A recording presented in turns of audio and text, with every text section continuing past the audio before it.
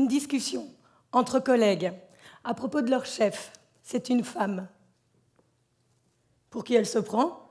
Elle ne connaît pas sa place? Elle croit qu'elle pisse debout? Classe, très classe. Je vous rassure, c'était pas chez Écolo et on ne parlait pas de Zakia. Alors c'est marrant parce que quand je demande à mes étudiants et à mes étudiantes ce qu'ils feraient s'ils avaient 24 heures dans le corps de l'autre sexe, les filles répondent très très généralement « on ferait pipi debout ». Alors, je ne sais pas s'il y a un enjeu déjà autour de l'urine, je ne sais pas si le fait de pouvoir pisser debout et faire la démonstration de sa force, son marquage de territoire sur de la neige, sur du sable, est déjà là quelque chose de fort pour les hommes, mais en tout cas, il y a quelque chose. Ça y est, là vous vous dites que je suis folle, voire hystérique. Connaissez-vous l'origine du mot hystérique? Ustera, en grec. La matrice, les entrailles, l'utérus.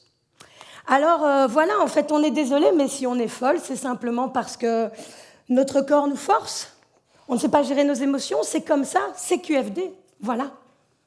Non, ok, c'est de l'ironie, je vous rassure, c'est pas réellement ce qu'on pense. Mais revenons peut-être à la question de la place.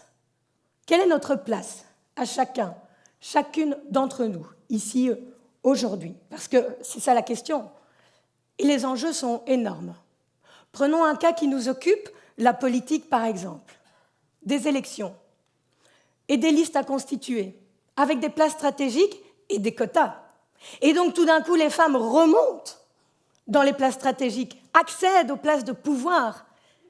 Mais cet homme, celui qui, quoi qu'il arrive, ne pourra pas avoir la première place sur la liste fédérale parce que, désolé Jean-Marc, il faut mettre une femme.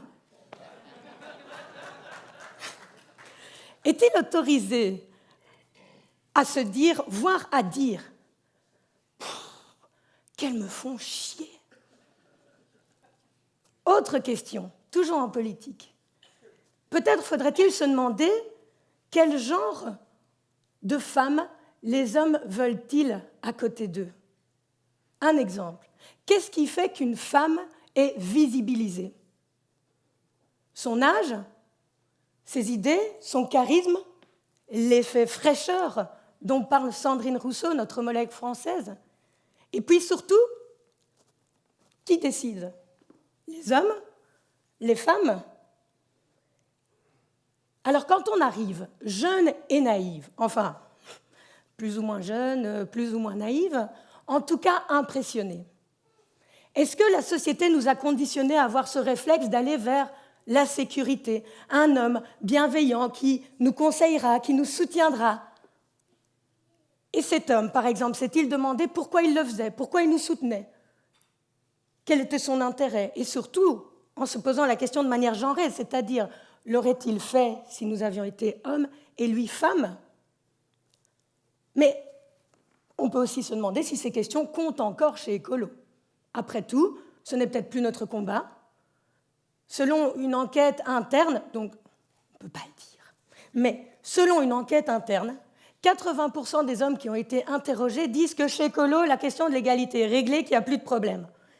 Et puis toutes les femmes qui répondent à l'enquête disent qu'il y a encore beaucoup de questions à régler. Intéressant quand même ce déséquilibre, non? Alors, pourrions-nous imaginer chez nous quelque chose de totalement insolite, former les hommes à l'approche genrée? Pourquoi? Eh bien, très simplement parce que les questions d'égalité, la vraie, l'effective, c'est-à-dire celle où certains renoncent pour que l'autre y gagne, et inversement. Ça se travaille et ça se négocie sans doute ensemble, forcément. Pour déconstruire aussi, pour déconstruire des choses qui sont profondément ancrées en nous, au fond de nous, au plus profond de nous.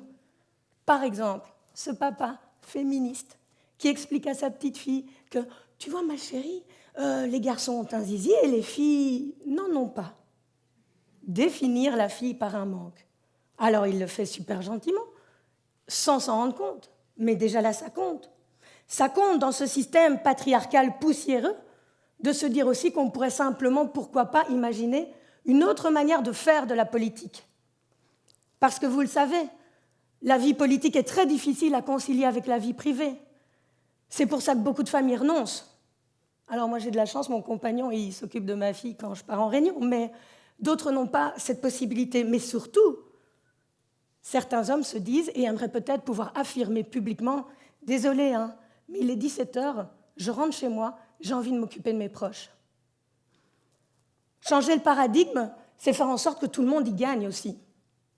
Alors, former les hommes à l'approche genrée, ça pourrait être juste sympa et marrant, parce que comme ça, on pourrait parler de la question de la galanterie. Je hais la galanterie.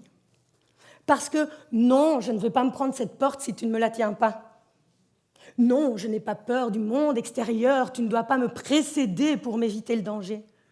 Je gagne ma vie, et donc je peux me payer cette tequila toute seule. Par contre, je serais heureuse de te tenir la porte parce que tu portes une caisse et que finalement c'est quand même tellement plus pratique. Et puis, tu me payeras une tequila, je t'en repayerai une, et puis encore, et puis encore, et puis voilà. Hein, bon, vous voyez un peu la suite. Ou pas. Alors, en fait, peut-être aussi simplement qu'on pourrait se dire que travailler sur le genre avec les hommes, engager les hommes sur les questions de genre, c'est permettre aux femmes de baisser la garde un peu par rapport à un combat qu'elles mènent depuis longtemps. C'est aussi permettre aux hommes de se sortir de ces assignations. Force, courage, sécurité, pouvoir. Parce qu'en fait, Superman n'existe pas. Et puis franchement, la cape, c'est quand même plutôt démodé. Voilà. Je pense que j'ai un peu fait le tour de la question. Alors, personnellement, moi, je ne rêve pas tellement de pisser debout. Quoique. Mais ce que j'aime bien faire quand il y a la file dans les toilettes des dames, c'est d'aller chez les hommes et de voir les réactions. Mélange d'indignation et envie de braver cet interdit. Je pense que chez Écolo, nous ne sommes plus en guerre de sexe.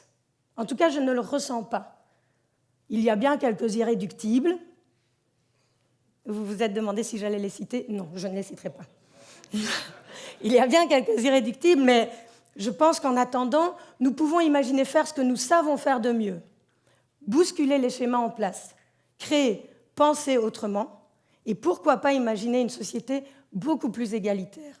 Les hommes et les femmes, être engagés ensemble, évidemment. Je vous remercie de votre attention.